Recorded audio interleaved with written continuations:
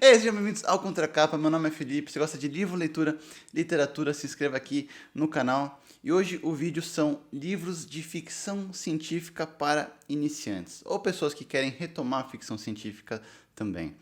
Então, eu separei alguns livros, são livros que eu já li, são livros que eu gostei muito, são livros de ficção científica onde são fáceis, porque eu já vi gente reclamar falando, puta, eu não leio ficção científica porque às vezes é muito abstrato para eu conseguir imaginar tal. E são livros bastante fáceis, são livros bastante gostosos, imersivos e que vai bem. Antes de começar a falar que a ficção científica, assim como a fantasia, nada mais é do que uma ficção especulativa. Quer dizer que o autor parte de uma premissa, ele parte de um se, né? Tipo, e se acontecer tal coisa que acontece no nosso mundo? Então, existem vários tipos de Cs diferentes. Existe a hipótese, por exemplo, de uma coisa muito grandiosa, tipo, caiu um meteoro na Terra e explodiu tudo, e aí agora a gente está vivendo em naves espaciais. Esse é o tipo de ficção científica. E também tem o tipo de ficção científica mais com umas hipóteses menos impactantes. Por exemplo, sei lá, um grupo de pesquisadores descobriu um fóssil que vai conseguir clonar DNA de algum animal pré-histórico. Toma aí uma deixa já de uns livros que eu vou falar. Então, tipo, existem coisas muito grandiosas e tem coisas menos grandiosas. Tudo ficção científica, tudo envolvendo ciência. Então tem para tudo quanto é gosto. E o primeiro livro é um livro que foi o primeiro livro que eu falei na minha vida, porra, esse aqui é meu livro favorito. Hoje em dia já tenho vários outros livros favoritos, mas esse foi o primeiro. O primeiro é Jogador Número 1. E aqui a gente está numa terra, num mundo nosso, mais para o futuro, onde a gente já desistiu de recuperar nossa terra, de consertar a terra. A gente já não está mais nem aí para a nossa fauna, a gente não está nem mais aí para a nossa flora, a gente tá nem aí para aquecimento global. As pessoas meio que desistiram de viver na nossa realidade. Ao invés disso, elas acabam vivendo em um mundo virtual, que é onde se passa toda a nossa história. Então a gente tem um mundo virtual onde que as pessoas vivem mais do que a nossa realidade. Lá eles podem estudar, eles podem comprar coisa, eles podem se encontrar com outras pessoas, namorar. Então, tipo, as pessoas deixaram de viver nessa nossa realidade para viver como um avatar dentro desse mundo virtual. E já está disseminado, né? A cultura já está instalada, então todo mundo vive lá. E aí, esse criador desse mundo, que é um dos, tipo que vira meio que uma Amazon desse universo, o criador desse mundo, ele morre. Só que quando ele morre, ativa uma mensagem instantânea onde todo mundo recebe um vídeo dele falando, eu faleci e tal, só que eu escondi toda a minha fortuna em algum lugar aqui dentro desse mundo virtual. Mas para achar, você precisa achar alguns easter eggs. Easter eggs, se você não sabe, não é familiarizado com o termo, easter eggs é tipo como você... São surpresas dentro de alguns ambientes. Então, por exemplo, você está assistindo um filme, e aí esse filme, sei lá, sei lá, na cena aparece um homem vestido de morcego, sabe? Mas não tem nada a ver com a cena, sabe? Não tem nada a ver. Só que aí depois você assistindo fala, porra, é uma referência ao Batman isso aí? Sei lá, uma coisa assim. Isso seria uma forma de easter egg. Então ele fala, tem vários easter eggs escondidos aqui nesse mundo virtual, quem encontrá-los vai conseguir toda a minha fortuna. E aí começa essa jornada atrás ali dessa fortuna, desse velho que criou esse mundo. E aí a gente acompanha o nosso protagonista, que ele é um moleque que ele é muito bom em jogos, ele sempre teve esse fascínio por esse criador, e aí ele tem que enfrentar outras pessoas, e não só outras pessoas, como organizações também, porque é uma fortuna muito grande envolvida, então tem grupos, organizações que pagam para outros jogadores, outras coisas do tipo, para conseguir, né? E eles acabam fazendo jogo sujo também, não só dentro do mundo virtual, como também no exterior. Então tem que ter um olho aqui dentro do virtual e um olho lá fora também, né? Então Jogador Número 1 é uma ficção científica muito boa, eu gostei bastante. Eu falei que você não precisa ter que esses livros de ficção científica que eu tô falando aqui, eles não são muito abstratos. Esse aqui, se você já jogou alguma coisa, algum videogame, fica muito claro para você. É um livro que eu gostei muito e recomendo demais. Jogador número 1. Primeiro livro de ficção científica. O segundo livro de ficção científica é um livro que é um livro de ficção científica, mas é mais situacional do que necessariamente alguma coisa super sofisticada que aconteceu no nosso mundo, que é Perdido em Marte, escrito por Andy Weir, talvez. E aqui a gente conta a história de um integrante de uma expedição de Marte. Então, tipo, a gente já conseguiu chegar em Marte, aqui na nossa realidade ainda a gente ainda não conseguiu, né, descer em Marte. Mas aqui eles já conseguem descer em Marte e conseguir vasculhar lá e coletar as pedras e tal, para fazer os estudos do planeta. Só que a partir do momento que esse grupo, né, essa expedição está em Marte, acontece um evento lá natural de Marte catastrófico que eles têm que fugir. Só que nesse alvoroço, um cara é ficado para trás, que é o nosso protagonista. Ele fica para trás e aí ele tem que sobreviver ali de alguma forma. Então primeiro ele é dado como morto. Então, né, a primeira coisa ele tem que fazer é mostrar para as pessoas que ele está vivo, e aí depois uma forma de conseguir voltar para a estratosfera, para o espaço, para conseguir eventualmente tentar talvez voltar para a Terra. Então a gente acompanha o protagonista. É um livro muito na cabeça do cara, então é um livro que o cara tá, puta, eu tô aqui, eu preciso comer alguma coisa, o que eu vou fazer? Eu tenho umas sementes aqui, então eu vou precisar adubar o solo, só que o solo ele não tem o pH da terra, ele tem um outro pH. O que eu vou fazer para melhorar o pH daqui da terra para conseguir plantar minhas sementes e tirar batata, sabe? Então é uma coisa que você fica muito na cabeça do protagonista. Ele é um cara... ele traz muito humor para o livro. Então, tipo, é muito legal, porque é uma situação completamente drástica, né? O cara tá condenado à morte. Mas é muito legal como que o Andy Weir traz esse otimismo pro cara, mesmo que ele sabe que, tipo, ele tá numa situação que, nossa, ferrada, né?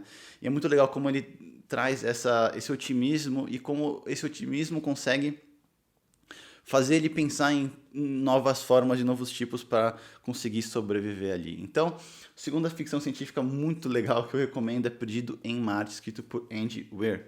Agora é uma ficção científica que não envolve tecnologia. Esse vai ser o único que vai ter aqui, eu acredito, que não envolve nada de tecnologia, que é Kindred, Laços de Sangue, escrito por Octavia E. Butler. A gente tem, né, eu falei do jogador número 1, que tem esse mundo virtual, tal, tecnologia, Perdido em Marte, que já tem nave espacial para chegar em Marte, tem toda a expedição e tal. E aqui é tipo uma bola curva, não tem nada a ver com isso. Octavia Butler conta a história de uma negra em 1970. Ela está num relacionamento interracial, então ela namora um branco, é casada com um branco. E a gente está em 1970 ainda, né? O preconceito tem até hoje lá, ainda também longe de estar erradicado. Só que, eventualmente, ela tem alguns apagões onde que ela é jogada para o passado. Então, ela viaja no tempo até uma época de escravidão. E aí, uma mulher livre, hoje em dia, da Califórnia, se eu não me engano, acaba indo para... uma época de escravidão para o sul dos Estados Unidos, onde que era muito forte o preconceito e os escravos eram tratados como indigentes, né? Ela acaba caindo nessa realidade e aí, puta, ela precisa lidar com aquela situação. Então, eventualmente, ela volta para nossa realidade com os traumas que ela foi adquirindo com a realidade, quando ela viajou para o passado. Então, ela não sabe por que ela acaba voltando no tempo. E ela tem que acabar lidando com isso. Quando ela volta, às vezes tem gaps de tempo. Então, por exemplo, se ela volta um ano, um senhor lá, um senhor de escravos pode ter uma idade. Quando ela vai pro passado, vai pro futuro, volta pro passado, aí o cara já pode estar crescido 5 anos depois, sei lá, sabe? Então, ela tem que se proteger e fazer de qualquer forma possível para ela conseguir voltar para a nossa realidade, porque é horroroso a época de escravidão e para ela lá. Então, outro livro de ficção científica que eu recomendo para iniciantes é Kindred, Laços de Sangue, escrito por Octavia E.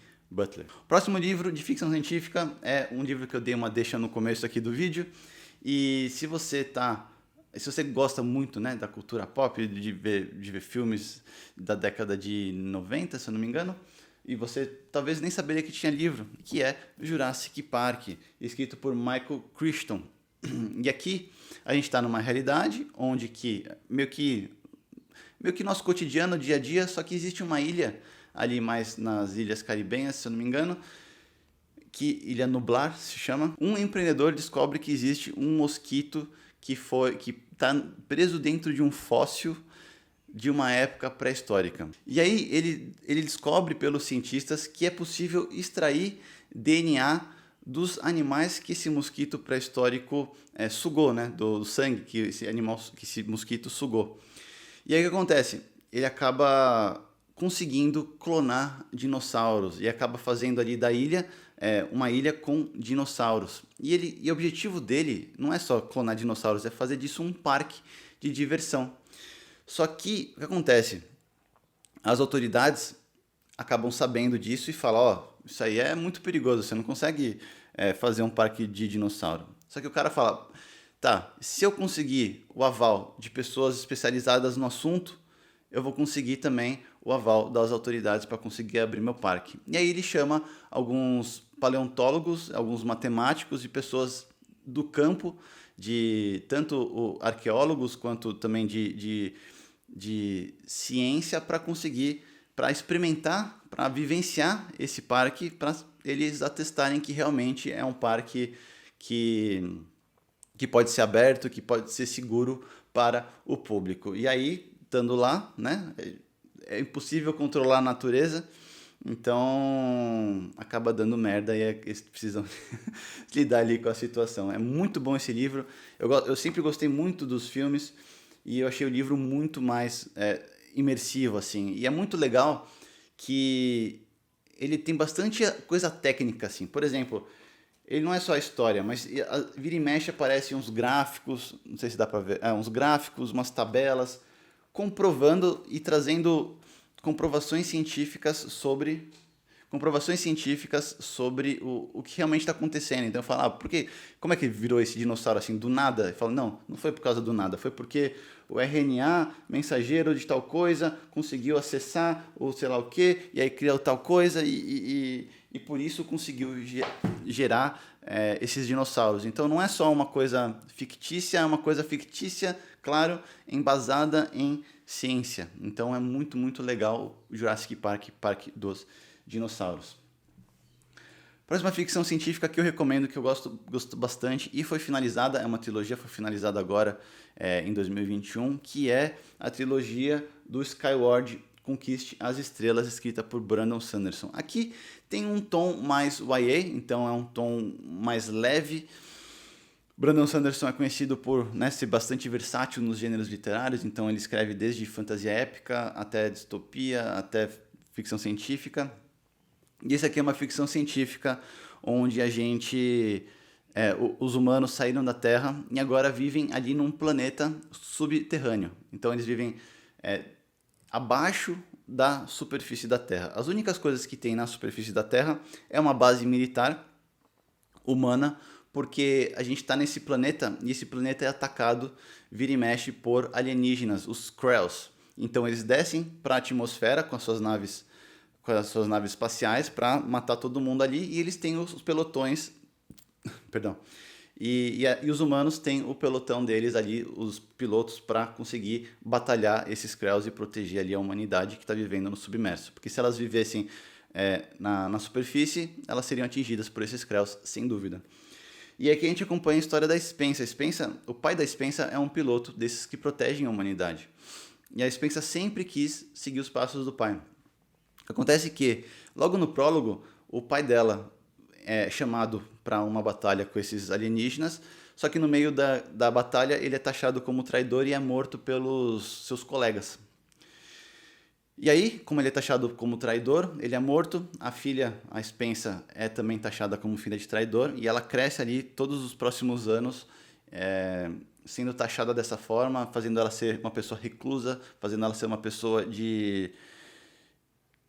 pessoa arisca, essa é a palavra que eu estava atrás, E só que quando ela chega na idade para atestar para ser piloto, ela quer, porque ela sempre quis ser piloto como pai e ela quer seguir os passos dele também. Só que uma pessoa taxada de traidora, filho de traidor, que vai seguir os passos do pai como traidora também, provavelmente na cabeça das pessoas, vai ter muita mais condição adversa para conseguir ser realmente piloto. E aí é muito legal esse livro ver a evolução da protagonista, a evolução da Spencer e todos os desafios que ela vai enfrentando ali no meio. Então, Skyward Conquiste as Estrelas é um livro que foi finalizado semana passada, retrasada, pelo Brandon Sanderson com o terceiro livro, Cytonic se chama, e é um livro também de ficção científica muito leve e muito rápido de ler, apesar dele ter quase 400 páginas. Próximo livro de ficção científica que eu recomendo é Fúria Vermelha, escrito por Pierce Brown. Aqui a gente está numa...